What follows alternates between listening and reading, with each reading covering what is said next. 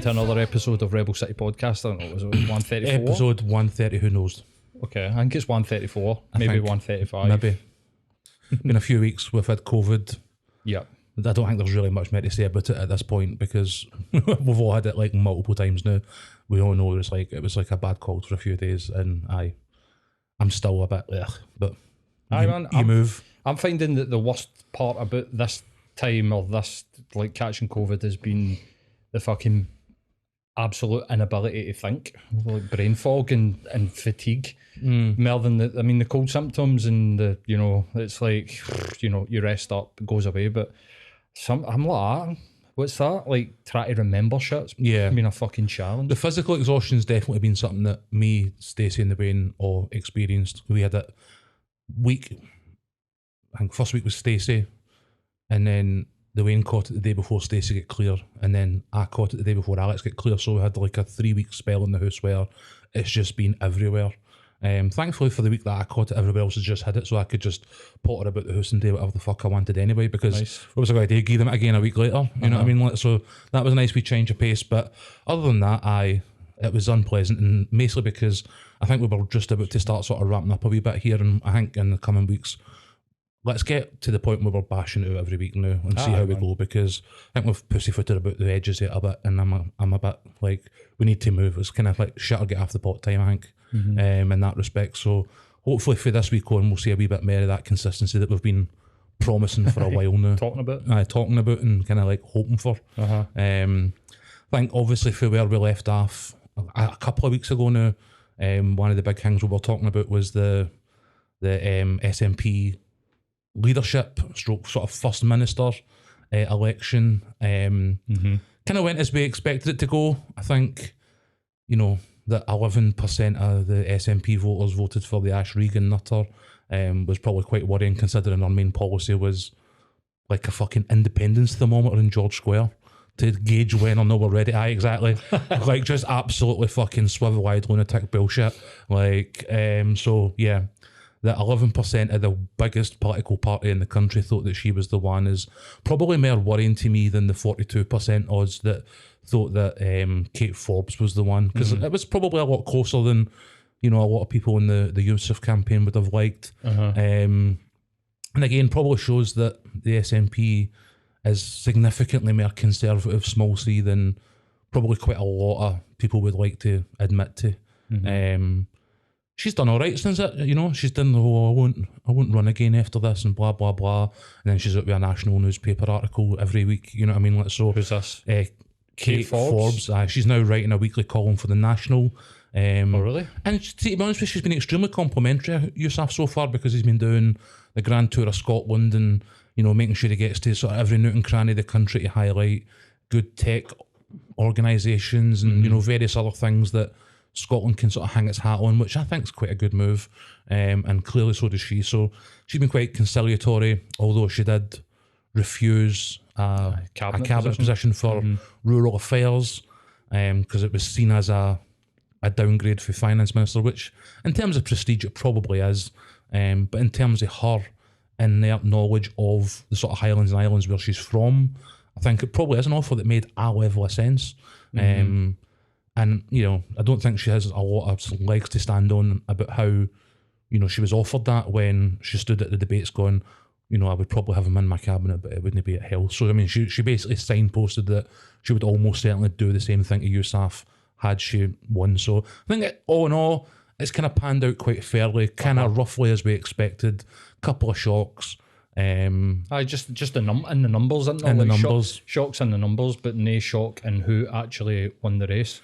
I mean, I'm quite uninspired, but by like Hamza, but I think like when you look at what was on offer, he's pretty much the only thing that you could have fucking voted for. I think so as well. I mean, as I say, I'm not a mad fan of his track record at this point across the various departments, and we've covered that in recent episodes, and we'll not tread all ground. But at this point, he's won. He's started out all right. Obviously, there is the sort of spectre, shall we say, of the Murrell arrest and interrogation about the finances of the party. I think, Yusuf said the first thing I did was speak to the party lawyers and say the fuck's happening here. So he seems to have been at least in the loop as quickly as possible. Obviously at this point, especially now that he's First Minister, cannot in any way, shape or form, interject in it whatsoever. He needs to just stay out it until such times as there's some sort of result. I think looking at the raid, did you see the footage? I did. It was like they were digging up the fucking West back garden, man. It was like a fucking serial killers thing, mate. I mean, it felt over the top.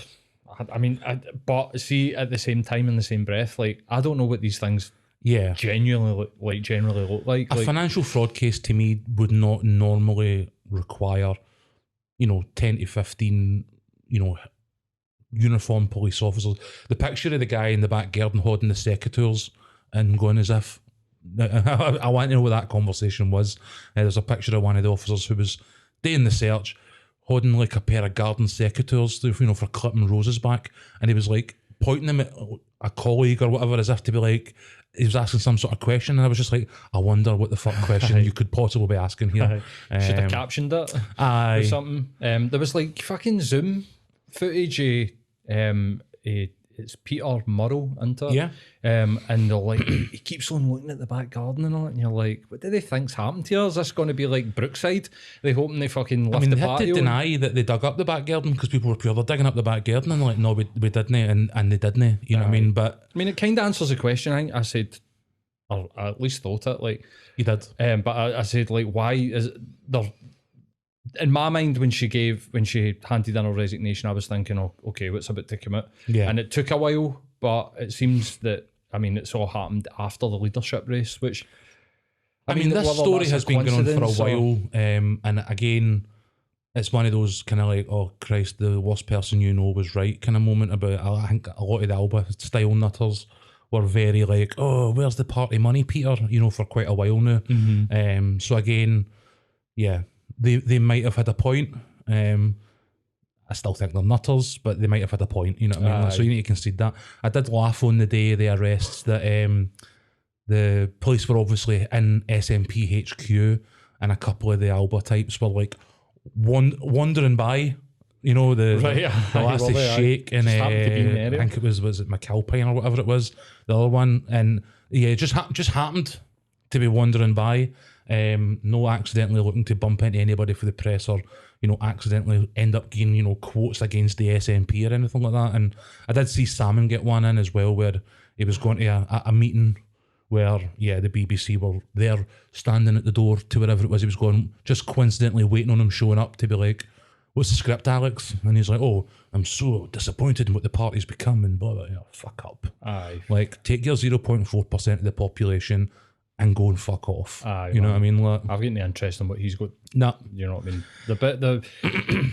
It seemed to be like a wee day of celebration for unionists, and it's like, yeah. I mean, it's not great, is it? I mean, it's not fantastic. Like, we've lost, and I mean we as in like the independence movement, we've lost the figurehead, we've lost the person that's really been the driving force of it since 2014, and then for this sort of smear to come out, it does kind of, I'm a wee bit sort of like, fuck man, can we just not do this shit? Like, can we just not have this shit going on? I think it's probably drawn more attention for me to how much of a disservice having that one focal point and one sort of person as the head of what should be a nationwide movement. And there are points where they say, right, it's time to now mobilise a new yes convention and blah, blah, blah. I don't think that it is just yet, personally, because you cannot have a nationwide grassroots movement and nothing to campaign for. And right now, there is nothing to campaign for. Like, there is no impetus that will drive the numbers that a mass movement like the Yes did during the last referendum. And I think that's partly why the SNP were always elections, mandates, because it kept their base mobilised and engaged. Now, a just general consensus, what is that going to get us when there is nothing at the moment to fight for? You know what I mean? Like, if there was a Section 30 or a meaningful way for Scotland to actually exert its sort of democratic will then I would be all for, like, round everybody up, let's get the band together. But right here, right now, it's just likely to become a forum for grievances and arguments, and that's pretty much what we see just now in the kind of like wider yes movement, is people all pointing fingers at each other going, no, you're the prick, no, you're the prick, no, you're the, you know what I mean? Like, the notion that they're all going to get together in peacetime and actually be able to get on with each other in a cohesive manner is frankly laughable to me, considering how disparate a lot of these individual groups are. You know, when the starter pistol goes next time out, if it does anytime soon, which I don't think it will, then I like get everybody rounded up. But right now, it's just an opportunity to sit and argue with each other, and we're already doing that. So why formalise it? You know what I mean? Twitter's already taking care of that for us. He was released without charge, wasn't he? So far, yeah. Right. So at this current point in time, he's innocent. I mean, oh well, everybody's innocent until proven guilty. Although that might change when we get to like Trump later on. Well, of course. Technically speaking, everybody's innocent until proven guilty. There seems to have been a bit of a question around motorhome,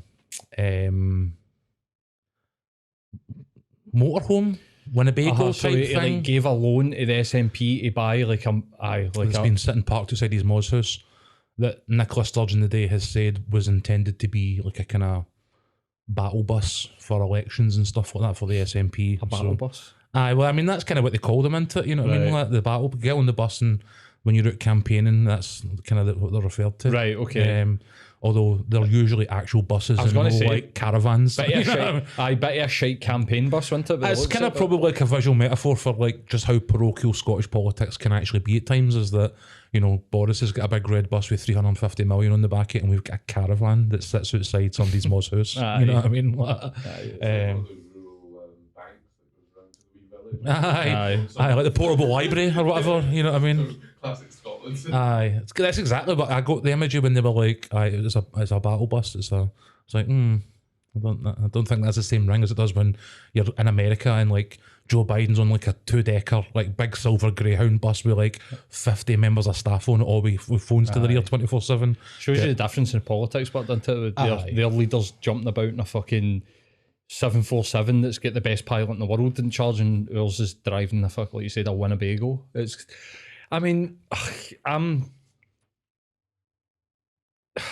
See with Scottish politics right now, I'm kind of sick of it, to be honest. Like, it's like the day I think I was reading that Humza's trying to take the British government to court about trying to write laws and stuff, and it is a bit like, what is the actual point in Holyrood at this point? Like, if it's so fucking hamstrung, you know what I mean? And do we even have the ability to write stuff into law? I'm pretty sure that we should. We do. I mean, we are a parliament, or I think that is technically correct. It might be like an assembly or something like that. I'm not sure. There are like gradients, but it is a Scottish parliament, and they do write laws all the time. This one is the gender recognition reform bill that's been challenged because the Tories struck it down on the basis of culture war bullshit. I was going to say, it's a political powder keg, isn't it, really? It's really about that divide and conquer that we talk about for them all the time, because that's all they've got left. They don't have any legitimate policies, or they would need to fall back on this bullshit. They said it was to do with the Equality Act, which they're also in the process of trying to change at Westminster. So, you know, take it that what you will. It's not which part of the Equality Act did it breach? Westminster. Fuck you. That was pretty much the answer. Can you come up here and explain to us which part of the UK's Equality Act this legislation breached that made you step in and veto it? And the answer was basically, go fuck yourself, from both the Scottish Secretary and the person in charge of like UK-wide equalities, Banadoc or whatever her name is. So it was a political move. Whether going into the courts will make any difference or no, because you would imagine that the UK court system probably would back the UK would probably hold UK law ahead of, I don't know, especially with Scots law being its own sort of unique thing and always having been. So it depends on, I suppose, where that challenge goes, where it lands, and how it's interpreted. I've got no idea. I would only be like speculating.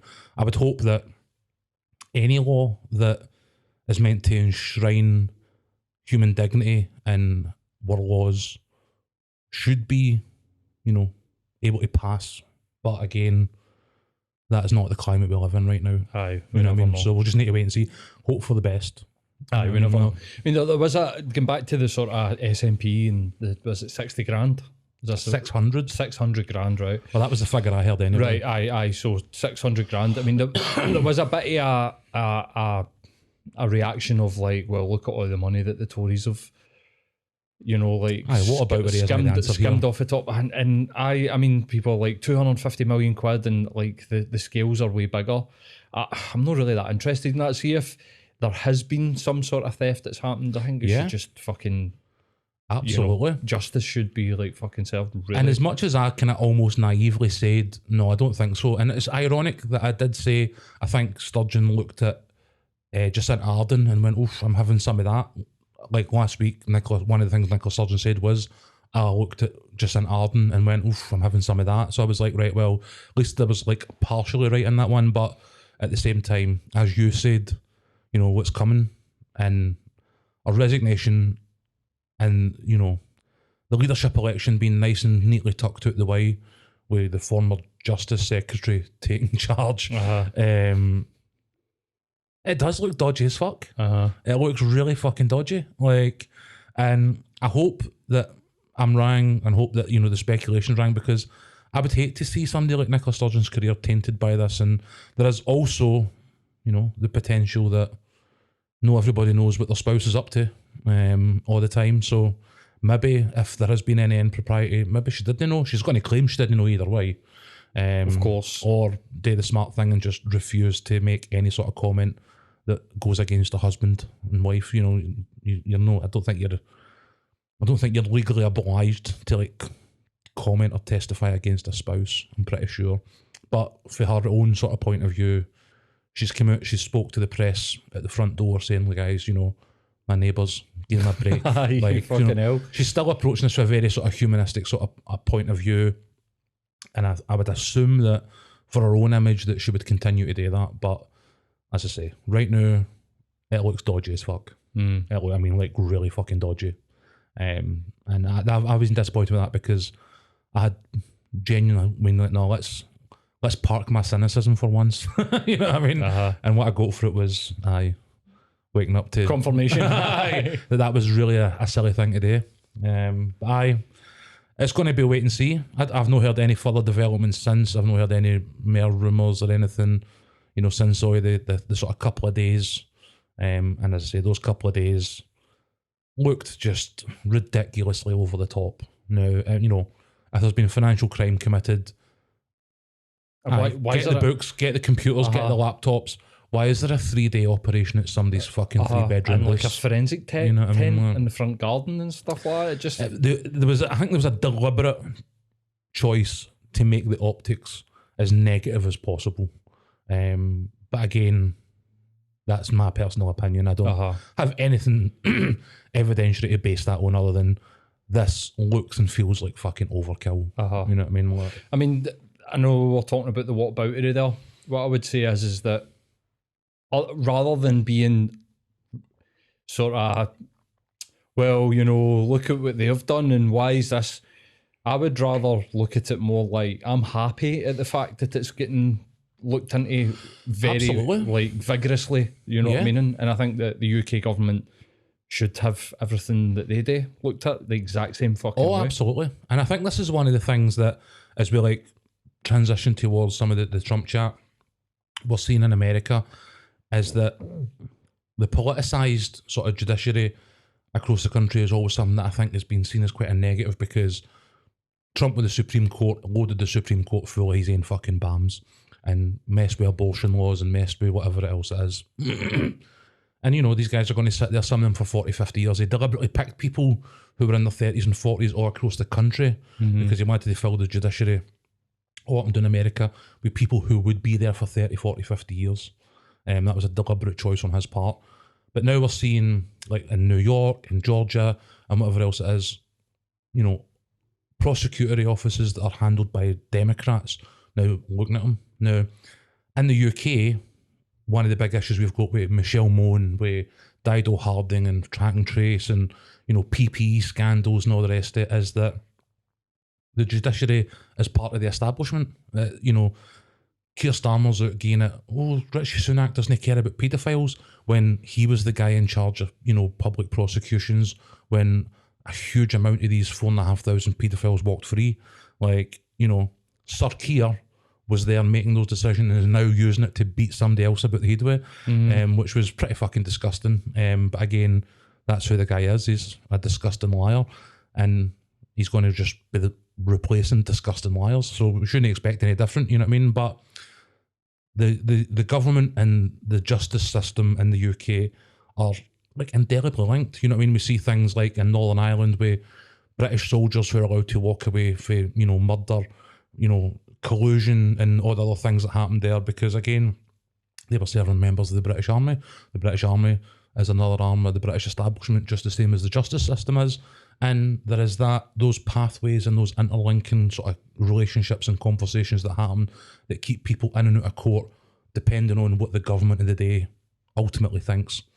Now, in America, what we're seeing is that individual prosecutors can go, fuck that, because it's in the people's interest that we investigate this, and we investigate that. Exactly, you're talking about with Sturgeon, that ferocity of investigation, at least on the surface it, should be applied elsewhere. And I think we're actually starting to see that happen in America now that they've got their ducks in a row with Trump.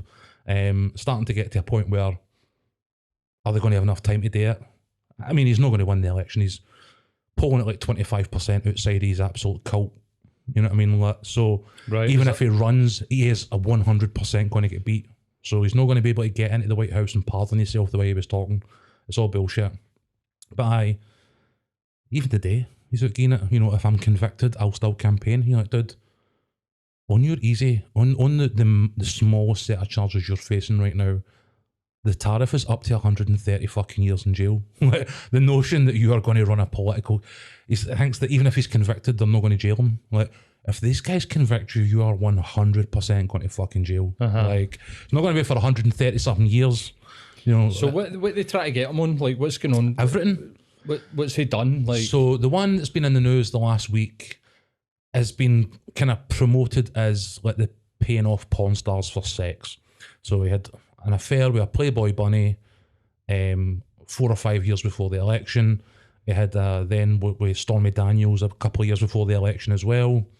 Said that he had paid them off to basically protect his wife Melania for the embarrassment, but actually paid both of them off like 6 weeks before the 2016 election, having had affairs with them years before. So they were also basically filtering this money through the Daily and the National Enquirer. See the newspaper that's like, aliens impregnated me. I was anal probed 14 times, like that shit. So the dude that runs that is basically one of Donald Trump's best mates. Come up together through college and these other things. Doesn't surprise me. And what he was saying was, to protect your campaign, when somebody comes and tries to sell their story, I will pay and I will hoover that story up so that no one else publishes it, and then I will not publish it. And it's basically what's called a catch and kill order, where they catch the story and then they kill it. He did that with the first one, the Lassie McDougall or McDonough or whatever her name is, and he paid out $150,000 to basically shut up this Playboy bunny ahead of the election. Donald Trump then never paid his mate back. Nearly did. So when the second story about Stormy Daniels, never paid him back. When the second story about Stormy Daniels came out, this guy caught it again, but was like, I'm not putting $130,000 out here, you need to do it. So this is where the guy Cohen came in, basically billed Trump for legal fees, and then paid Stormy Daniels $130,000 to shut the fuck up. So because they were related to like managing his campaign more effectively, they're essentially illegal campaign contributions. So in New York, the law is, put your records in Ring, that's a crime, but it's a misdemeanor. Put your records in Ring, your financial records in Ring, in furtherance to another crime like election tampering, it becomes a felony. It does. So they've taken what would ordinarily be 30 or 40 counts of like misdemeanor, like bad accounting, which again, the Trump organisation was convicted of on 17 counts the previous year. Like literally his CFO, his chief financial officer, to go to jail. And they're now actively trying to flip him on Trump because this guy covered for him. Right, okay. Went to jail. Right. 70-year-old dude who's been the Trump's main financial officer for his entire career, basically took the bullet and went to jail. And obviously they're working on this guy constantly, trying to say, look, man, we've got other charges against you. And like the 4 years that you're doing now is about to become 15 years if you don't flip. And the story is that this guy's now looking to testify because he's 75 years old by the time he gets out. So he'd be dead by the time. It's a life sentence if he doesn't do it. Wow.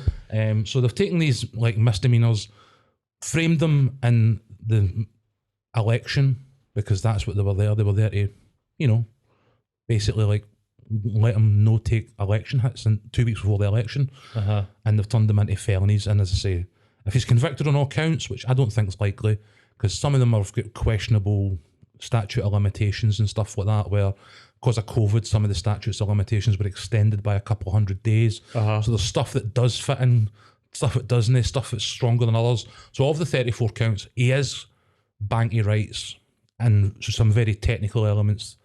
Is he going to do 134 years? No, he's no. Is he going to get convicted on all 34? Probably not. But we'll wait and see. He's definitely going down for something because he 100% was involved in this shit. Do you think he'll go to jail? Do you actually think I he'll mean, go to jail? there's no way that he doesn't. I mean, the one in Georgia that's coming is that on the days after the 2020 election, Georgia was close to like, you know, very, very close. And he asked for a recount there, didn't he? Oh, he asked for all sorts. It turns out it was like 12,000. So it was just short of 12,000 votes, but let's call it 12,000 votes for the sake of conversation, right? He needed 12,000 votes to win the Georgia state and then potentially swing the election his way. He phoned up the guy who was the head of like the Republican Party in Georgia, who were in charge of the election at that point in time, and was like, you need to basically go find me 12,000 votes. Now, what Trump didn't realise was that Georgia is one of the very few states in America where you do not need the permission of both parties to record phone calls. And everybody that he spoke to in Georgia, trying to get him to swing the election his way illegally, recorded the calls. So there's two in question. One who was the guy who was running the election in Georgia, and the other guy who was running like the Georgia State Congress or Georgia State Senate. And he was basically on the phone to these guys going, find me 12,000 votes or it will be very dangerous for you. And both of them have got it on record. Now, one of the guys has subsequently died.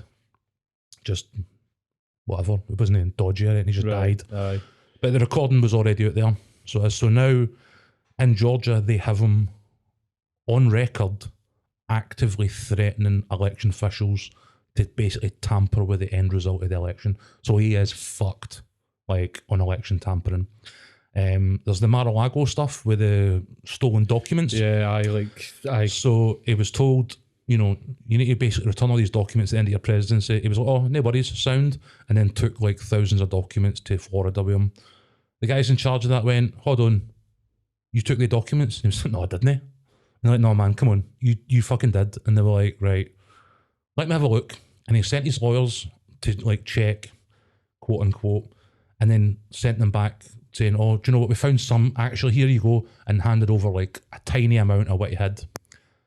And then made his lawyers sign like sworn legal affidavits to say, that's all we've got. And this other mob that are in charge of the records keeping were like, no, you don't. Like, we know you've got more. So they basically got a subpoena to go and search Mar-a-Lago and found all sorts of shit, like highly top secret shit, just lying about in flares. He'd been told to put them in a cupboard and lock the cupboard. He hadn't done that. They've then got him, after the subpoena was about to drop, on his own video cameras, getting into the boxes and working out what he wants to try and keep and what he wants to try and hone back. After they were like, come on, man. So they've got him banky rights on that as well. And then there's other stuff about January the 6th and the insurrection and all the rest of it, which, again, are all a wee bit more... wishy-washy? No, wishy-washy. Like, I mean, he clearly was like, go and take the capital, you know what I mean? Like, go and, like, take back democracy, you know what I mean? Like, it's... what they're referring to as, like, stochastic terrorism. So they're actually, like, treating this guy in all his cases. It's all anonymous juries. It's all grand jury stuff. It's all behind closed doors. Like, the only people that get this treatment are terrorists and mob bosses. This is the way that the entire sort of judicial system is handling him right now. So It's a matter of time. Now he's out threatening judges. He's doxing their wives on Truth Social. He's doxing their children, like talking about how their kids have worked for like the Biden-Harris campaign and all the rest of it. So he's literally out there every day actively trying to like terrorise the judges and the prosecutors that are in the process of bringing these cases against him. Right, okay. Up to the point where judges are like, we're going to put a gag order on you if you don't stop it. And he's like, I sound. And then he's 10 minutes later on fucking Truth Social. He's not giving a fuck, is he? Cunt, you know what I mean? Like, so, he's fucked. Like, it's a matter of time. So it's like, his only hope is to win the election and pardon himself. And that's just not going to happen. I mean, did you see him at the UFC? Which I found a bit like, whoa, what the fuck? I mean, he's campaigning. Pretty crazy. He's campaigning. He's sitting next to Mike Tyson at the UFC, you know, giving it pure thumbs up. And I mean, where was the UFC? Dave, was it Poland? And I think that's just a perception thing because I'm not really keeping up with like American politics, but the perception of it, I think, in a general sense, is that he's got a chat, like he's got some amount of support. So I think 2016 has terrorised people to the point where, and keep in mind that he lost the 2016 election by 3 million votes. It was a pure fluke electoral college victory that got him over the line. So in total, he's lost both elections by a combined 10 million votes. You know what I mean? Like, right. And, you know, he's now lost multiple elections since on the basis of candidates that he's put forward for various things. Like the abortion issue in America has become so toxic, as has up until, you know, even recent days, like gun violence is becoming like a real thing. You know, particularly in the Tennessee legislature, there was a mass shooting. 2 black congressmen and a white woman who was also a congresswoman in the Tennessee state legislature joined a protest in the grounds of the sort of Congress, the local Congress, and were expelled. So that, you know, they took the 2 black guys and expelled them and didn't expel the white woman. And obviously people just went absolutely mental. And they've now had to reinstate these 2 guys, and they've, you know, got a massive wave of support behind them. But this was like protests happening inside the legislature, inside the building, where they were like, no, we're not moving until you pass gun legislation and like protect our children. And they're like, no, get the 2 black guys to fuck. And you're just like, what? It was some of the dumbest shit I've ever seen politically.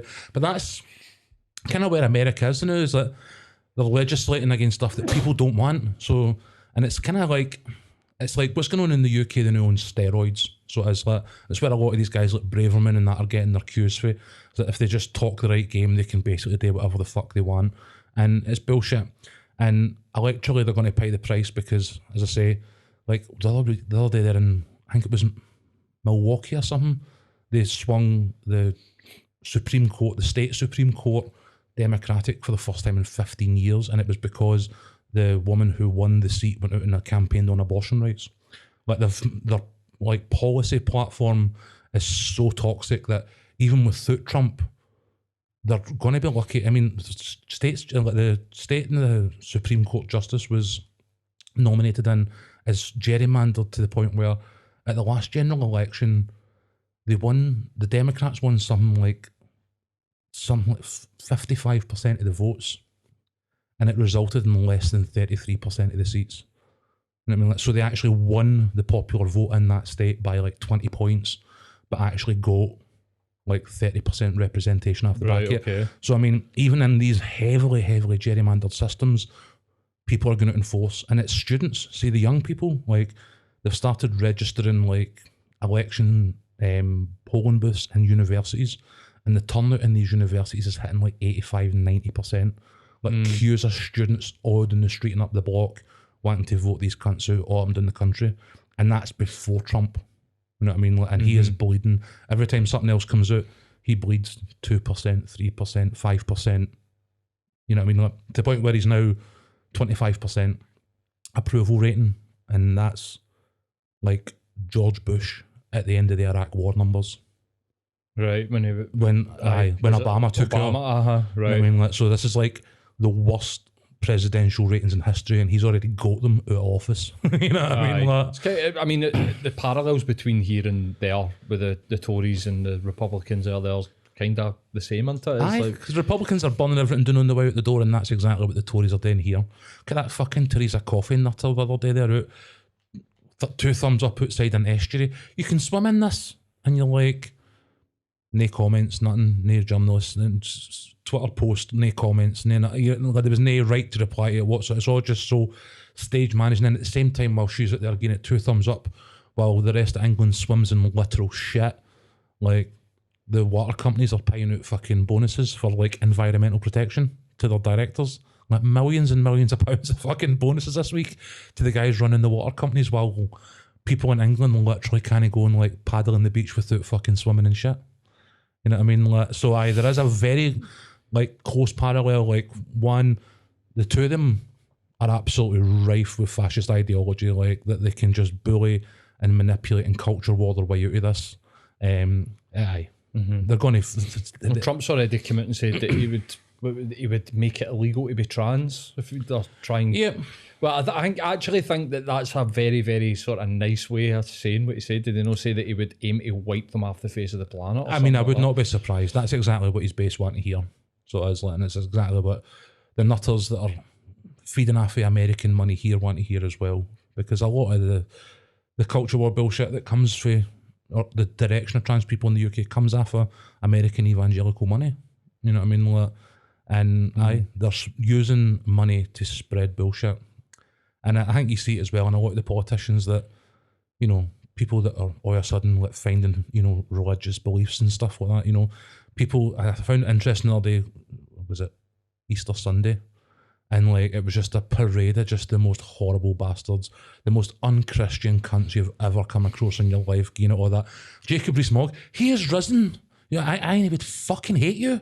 Like, you know what I mean? Like, fucking, it's easier for whatever, you know, somebody to shoot a camel through the eye of a needle than for a rich man to go to heaven. And there's Jacob Rees-Mogg, like, he is risen. And you're like, you are literally the fucking Antichrist. Like, come on, man. Like, how much do you think that these people actually have these beliefs, or they none just, at all. do you think it's just show? It's all show, aye, because, and this is one of the things, I've been watching these guys recently, who I quite like on some of the American stuff. It's called the Midas Network. Main dude's called Ben Mycelis or whatever his name is, and they call this stuff out. It's like, see the Tories, see the Republicans in America, the people that want to talk to you about how they share the same faith with you, how they share the same ideology. They think you are a fucking idiot. Like, they don't believe a fucking word they say. They never have, they never will, but they know that you do, and they are hoping that by talking the right type of bullshit to you, you will put up with their bullshit long enough for them to get back in. And that's what's always been. It's been the same with the evangelicals who grift on TV, all the way through to the fucking nutters who copy it nowadays, you know, the gurus and the self-help type stuff. It's all this, you know, they're talking to you like they care, but they don't care. They're talking to you because they think that you are a fucking idiot and that they can make money off of you, that they can gain power off of you, that they can gain wealth or prestige off of you. It's not because they share your beliefs, and it never has been. You know what I mean? Like, well, that's what I think anyway. Well, I mean, that's what I come back to. I think. I mean, how could you be believe in proper Christianity the way that they tell you, but go about the way that they go about things, like, other than they genuinely, I don't know, man. I'm almost going backwards and forwards in my head, because I think to actually like fucking like, you know, fire and brimstone, you need to be a bit fucking deluded. Do you know what I mean? Personally, if you're like a fire and brimstone Christian who believes the literal word of God, or any religion for that matter, like Christianity is an easy one for us because we have experienced it. We were brought up in Christian churches, you know what I mean? Like, but for me, for somebody to be fire and brimstone, any religion does require, and they say, oh, it's faith, but it's no, it's self-delusion for me. And we talked about this the other week with Kate Forbes, like, they're parables, they're morality tales that are meant to influence people as they grow up and act as aids for parents and teachers to, you know, teach morality. It's exactly the same as, like, basing your entire being on the Grimm fairy tales. Because the Grimm fairy tales, what are they? They're morality tales that talk to you about why it's rank to steal and why it's rank to murder or whatever it is, you know, kill children. These, you know, Hansel and Gretel and Red Riding Hood, and they're morality tales that were intended to, you know, scare you, yep, the same way Talk of Hell scares you, but also to, you know, teach you via parable that here is the right decision that you should make. Your you know what I mean? And I don't see anybody out there starting wars or fucking the Brothers Grimm. You know what I mean? But for me, there is literally no difference in the two. No, there is. Agreed. With the shift in the sort of like, you're talking like the younger generation of people, what would it be, Gen Z? Are they? I don't even know anymore. We've been Where are we millennials and Gen Zs and boomers and I've lost track. Gen Z's after us, and then like we're millennials or just about millennial, aren't we? And then it goes like Gen Z. You're definitely more a millennial than us. I think me and Matt fall into the geriatric I'm a millennial. geriatric. Right, okay. And then it turns into Gen Z. Then it goes to something else like what is it after that? There's Gen X. Generation. But yeah. Gen X. XYZ. No, Gen X is long gone, I think. I've honestly no idea. But these young people either way are genuinely the future. You know what I mean? Well, this is what I was going to say. Like, do you feel like, so there's Gen Z, which so we'll clear it up, right? Millennials are 81 to 96. So I'm a millennial then, unfortunately. And then don't say where I fall in that range. Unfortunately, but pretty low in that range. Yeah, just about. And then Gen Z's or Z or whatever way you want to fucking say it, 97 to 2012, and now we're on Generation Alpha, which is 2013 to 2020. Alpha. So we went back running on ourselves. Is that what's happening? Is it because we're all alpha males now? It's like I was about to say, was it Andrew Tate that named that? You know something interesting about that I've stumbled across recently was that, see the guy who did the study that led to the term alpha, as in the alpha wolf of the pack. He coined that term after the basis of one study on one wolf pack, and was never able to repeat it ever again in his entire career. I've heard and this. Came to the conclusion that basically what he'd seen was the parent of the particular pack that he was watching at that time. So the guy who coined the term alpha male or alpha anything actually says that the terminology is completely bullshit. It doesn't exist. I've seen this recently. And it's essentially in a pack there is no alpha. There's no such thing. There's a number of adults basically, like, and it can be male, female. Yep. It doesn't absolutely. They work together as a. They're like. This is what I love about all of that shit. Is like basically everything. And there's a whole load of like authors and intellectuals, and they want to talk about like, oh, look at nature, and you're like, but nature's. I mean, if you want to talk about like pack animals, like they're communes, they're communists. Like they rely on each other for fuck's sake. I think it's Locke that says there's one of the early sort of political philosophies was something like the state of nature, it's called, and it's that nature does not require democracy, nature does not require committee, nature does not require debate, whatever it is, people or animals within a natural state or the state of nature naturally just coalesce around what is in their own best interests, because that is what is in their best interest to do. Survival. You know what I mean? But I think there are obviously animal groups that do have alpha, like males that are like the only male that's allowed to mate with the rest of the herd or the pack or whatever it is. So there must still be a sort of alpha. You've got to imagine that there is other examples, but that's quite funny. There's other examples of like the female that'll be the head of a pack and stuff like that. So that's it. I mean, it's just so funny, like thinking about all these dudes that share the line meme with like just like some sort of quote for Peaky Blinders underneath it. Do you know what I mean? And like that, all these dudes are just pure sharing absolute fucking horse shit. But no, like you were saying, like younger generations of people, maybe like hopefully the culture war's not going to be as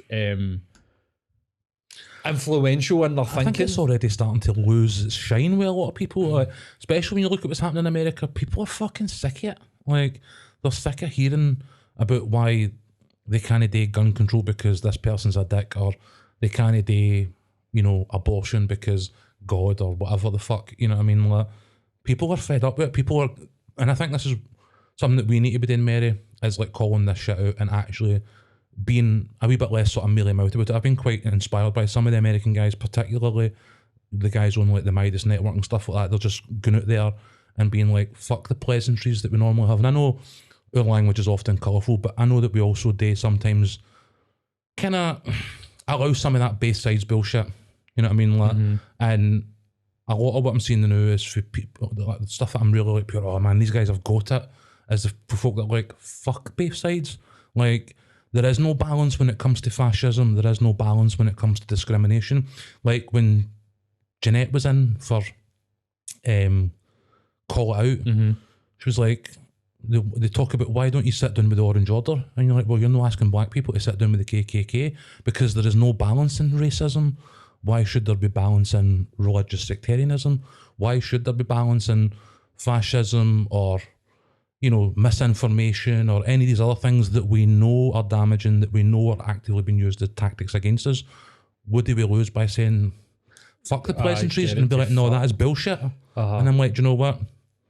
I want some more of that. So I want us to, and maybe this is, I've come in quite hot today, as folk will probably be able to tell listening to this, like, but it's first time in ages I've come in and like felt a bit empowered again, like a bit like we've got a responsibility again. We've, I think, bounced about for pillar to post a wee bit, and like, these guys don't have guests, these guys don't have strict formats, they have subjects that come up and they get into, and they just are honest about what they think about it, and they're no leaving space for other people's feelings and those assessments. And I'm like, I want some of that, man.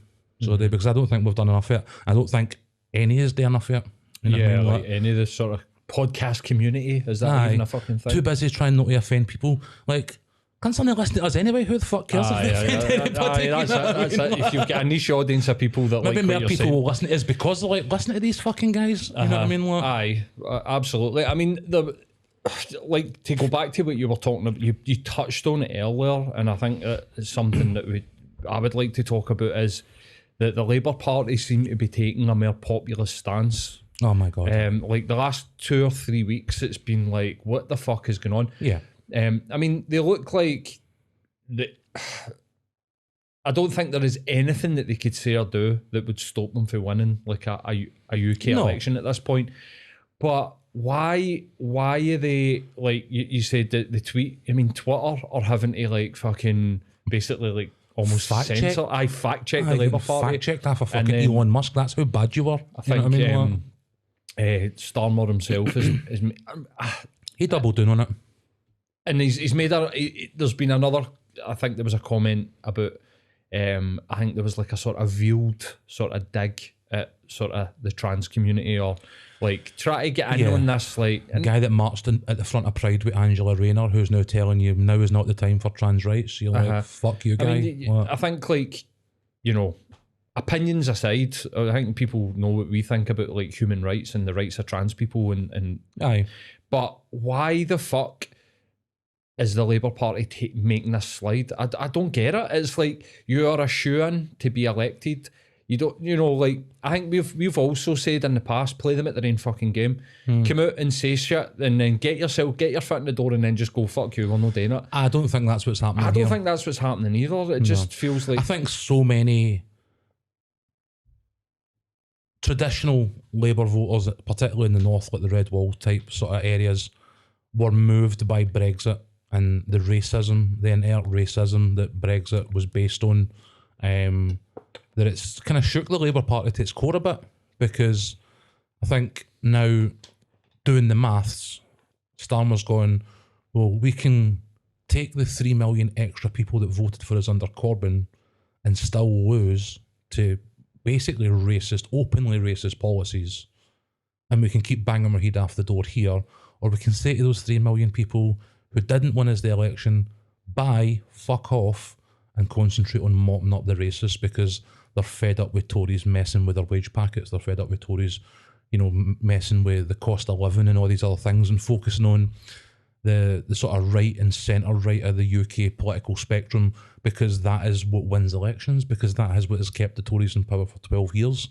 And the notion that they're going to come in and then put forward a socialist agenda is a fucking nonsense. Like, I like This absolutely guy- no chance that's fucking This guy has taken every inch that the Labour Party has given him and taken a mile, looking at the expulsion of guys like Corbyn after standing next to him as, you know, we're best mates and campaigning together. Now all of a sudden, the guy who has represented the Labour Party for 40 years and been on the right side of history for every major political development in this country for the last 40 years and telling him that he's no longer able to stand as a Labour candidate. Like, fair enough, don't like the guy, fair enough.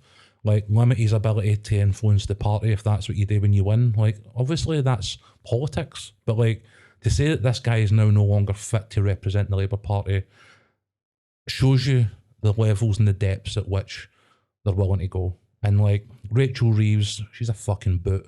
She's a mad fucking racist cow. And she's out there, well, I don't know about, can I say Rwanda's wrong? Can I say it's right for refugees? Can I say we should be standing with striking workers? Even though all up and down the country, including junior doctors this week, strikes have time and time and time again, even in the last year to 18 months, got results. Like, the railways have capitulated. The NHS in Scotland have accepted up and down the country. Up and down the country, strikes have worked. Yet we've still got fucking arseholes on Sky News, on GB News, and all that this week going, well, I don't think that striking is the answer. And you're like, fuck you, because you're already getting paid. You're getting paid to come on here and tell people what they should and shouldn't want. Get them to vote against their own self-interest when the evidence is overwhelmingly to the contrary. Like, every bit of strike action and industrial action in the UK in the last whatever year to 18 months has almost universally resulted in better paying conditions for the people who were striking. So that even now, in the face of that evidence, people can sit on national television and piss on your leg and try and tell you that it's raining is fucking ridiculous. And I think that's what we're going to see for this Labour Party when they get in, because they have decided to mop up scunnered Tory voters. And the only way to do that is to imitate the Tory party. And it'll be the only way to keep them as well. Aye, do they run the risk though of the Tory, like, trying not being Tory enough, like, because, you know, eventually, like the Tories last week brung in this fucking grooming gang pish, and you know, you've seen Twitter just being like, overwhelmingly it is British white men that are like 30 of them were convicted days later. It's fucking crazy. It's crazy. Like, you know, but then the Labour Party's putting memes out about Sunak being a fucking groomer. Literally, like, days after this sort of, like, they're riffing off each other. Did they run the risk of them, like, alienating, like you're saying, that the people in the country that voted for, I mean, they've already alienated the people in the country that voted for Corbyn, but you know what I'm meaning, like, if they get into this game, the only way is a race to the bottom. It's a race to the bottom. But what happens if the Tories just go, well, we'll just keep going further down? So what will happen now is what the Tories did under Cameron. So Blair took the Labour Party of John Smith and smooshed it together with Thatcherite ideology and, you know, US presidential politics, and created a monster that won elections for 17 years in a row. Now, people naturally get fed up and scunnered. You know what I mean? Like, it's just natural that over the course of a 3 or 4 term, like, all governments are going to lose popularity, all governments are going to have scandals. But what Cameron did with the Tories was make them look like the nice, shiny, we're business friendly, we're Europe friendly, we're this friendly, we're that friendly. And then when they came in, boom, austerity. You know what I mean? Like, they went straight to fuck everybody the minute they get in the door. But they played the game that Labour were playing in terms of the electorate. And what they did was, you're only being hard enough on crime, you're only being hard enough on this. We'd seen unparalleled prosperity in the UK in terms of low debt, high, you know, income, terms and conditions. All these things were quite favourable at that point in time. And ever since Cameron got in, being Tony Blair light, all we've seen is a downward slide. To the point where now Starmer has to go out there and do his impersonation of Cameron light to get in. And now the only way for him is down. And then again, we'll get to a point where somebody will come through the ranks, or maybe they'll get desperate and go back to somebody like Johnson, which I'm sure he's hoping for. And they'll do the, right, well, yes, we're tough on crime, we're tough on immigrants, we're tough on boats, and then when they get in, it'll just be another fucking bonfire of people's rights. You know what I mean? Like, because this is now the pattern that they have to follow to get in and to stay in and to maintain these horrible bastards that they're actually trying to appeal to, they have to be horrible bastards. You know what I mean? Like, I genuinely don't know. I mean, when's the next election? 2020. they're saying Sunak wants to call one next winter. Right, so winter of 2024.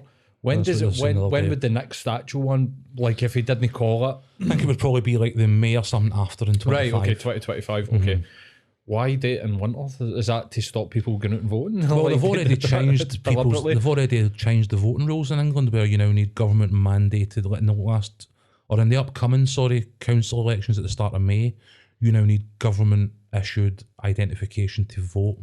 So if you don't have a passport or a driving license, you need to apply for a free ID card. The type of ID card Kept that we've that one been pushing fucking back. quiet. Aye, of course they have, because they don't want people to come to the voting booths with ID so that they can depress the vote. Exactly the same as having general elections in the dead of winter, because they want to depress the vote as much as possible. Like, as much as Labour have the biggest open goal in British political history, look at the polling at the weekend there between Starmer and Sunak. You couldn't put a fiver between them. Like, in terms of their personal perception, Starmer's personal perception is no really any better than Sunak's right now. Fuck's sake, man. So They're going to end up losing this, aren't they? I mean, that's certainly what they're hoping for. Is we now voter ID laws in a winter election and 18 months of talking about migrants and boats and all these other things that these fucking racist fucks all want to hear to vote for them. It's anybody's game. So it's like, it shouldn't be. It should be the biggest open goal in history. But I think it's going to get a lot closer. Another big problem is that would they the UK Labour Party actually stand for anymore? Nothing. Like would they? I mean, would they the Tories even? Do you know what I mean? And it, The Tories have never stood for anything. aye, but I just don't know. Like you're talking about like identity, and under Corbyn, it had an identity. You know, like it or hate it, whatever way. You know, I personally thought that what the guy was planning on doing was fucking brilliant, but They lack any sort of form of identity, and that just worries me. Do you know what I mean? And None of these guys are talking about policy. They're not out in the press saying, here's how we're going to win the election with this great policy idea. Here's how we're going to win the election because that other guy's a fucking cunt. Or that guy's no racist enough, or that guy's no whatever enough, or they support trial, whatever it is. It's not about policy. It's not about, none of them are standing up and being like, here is how I am going to make the UK a better place to live. Here is how I'm going to make the UK more attractive to businesses, more attractive to, trade. They're saying, vote for me because fuck this guy. And that's all they're ever going to say for no one, I think. Kind of depressing. It is. It's very depressing. But it's also not a new thing that it doesn't matter who you vote for, you're getting the same shit at the end of the day. And that's why Corbyn was strung up and booted out, because he was the only one that was actual change. And terrified the establishment. So absolutely. Let's get rid. And it's just the same. That's why Trump's terrifying over in America, because he actually did get in, and he wasn't the politician that's gone through the being a lawyer, doing this, the journey that you take to become a president. So it's no, we're seeing the effects of that as he's about to do the rest of his life in federal prison. But it definitely did not fit that mould. It might have been slightly better for him if he did, to be honest with you. But as I say, he has always thought of himself as a mob boss, and that is how he's behaved, and that is how he's been treated. Yeah, you know what I mean? But it's just if we vote for Labour, what's going to change? You know what I mean? And it doesn't look like anything at the moment, and it's all the more reason for Scottish independence. But how we get there at this point, I don't know. As I say, Humza Yousaf seems to think that we can get back on that sort of campaign trail. I'm all for ideas. I'm all for hearing it, but it needs to actually be real. It can't just be vote for us at another election and get a mandate. They've told you time and again to stick your mandate up your arse. It's not going to work. So we need... It's the last Scottish election, then the mandate... The last fucking five or something, you know what I mean? Let's get the man... And fair enough, you do want to send a message, you do want a strong, clear message that the Scottish people want a chance to make their own decisions about making their own decisions. But if both sides are saying, fuck you, no, then we need more than ever. It is more important than ever that we get unchained for this maniac England. So it is and that's no harm to English people. the political system has been absolutely fucking tonto off the rails and does not serve anybody but the 650 fucking idiots and morons and thieves that are sitting there. You know what I mean? Like, they're all in the gravy train. They're all comfortably just, you know, living off of our backs and making decisions that make our lives more hard, more difficult, less, you know, livable. So Scotland needs out like years ago. It needs out, you know what I mean? Like, but we bottled it because Gordon Brown, you know what I mean? But aye, if they can come with something cohesive that gets an actual, like, legitimate legal chance, let's just fucking do it already. Let's go. Because I think the only way we get genuine optimism back in our politics is getting the fuck out of the UK. Fair enough. Well, that's us past the hour, I think, anyway, Dave. What we at? Yep, just at the hour. Oh, sorry, I've been ranty as fuck. No, that's all right. That's all right. I didn't get a chance to watch either of the two things that we were. We were going to do a new Bell. segment called Content Club, where the first rule of Content Club is you always talk about Content Club. But aye, we were going to do everything everywhere all at once, which I did watch. And I know Shep, you've seen it as well, but we'll maybe park that until... I'll catch it for the weekend then, because that is fucking phenomenal. I'll catch it for the weekend. I don't know what, during this sort of COVID thing, I needed comfort. So I was like revisiting shit that I've watched about a million times. I just was like, I was sitting looking at Cobra Kai. them. Cobra Kai is like the best comfort show ever. Cobra Kai. Cobra Kai. I've not got to it yet. I watched season 1 and so good. It was so good. It was good. It was good, but I can't remember why I didn't go back to season 2. I think it was just like one of the things that I find sometimes you watch a season of something and you're like, that was fucking amazing. And then season 2 comes out and you just sort of hover at it, like, oh, I'll watch it next. It's too much. Time, it was next like time, to be fair, like if you sat there watching the whole thing, because it's very like, it takes me back to like 90s American TV shows, like kids shows. They all have like pure morals in them and all this kind of thing. Aye. But for me, it's just the pure He-Man at the end of it was pure. Yeah, it's just here's the moral of the story by He-Man. Like, it's just having all the old characters is fucking ace. Like, so. Aye, I remember watching I got Thundercats come out in DVD. That was one of them who always had like a wee bit at the end, and it was like, here are some morals for you. And you're like, what the fuck? Where did that come from? G.I. Joe did it as well. I'm not sure about the Turtles, but there was definitely a few of them. Maybe we could turn that into religion. You know what I mean? Your moral parables via the Teenage Mutant Ninja Turtles. Cartoon morality. World will be a better place. I'll watch at least one of the two that we had said, and we'll pick up at the weekend for next week's episode. Aye.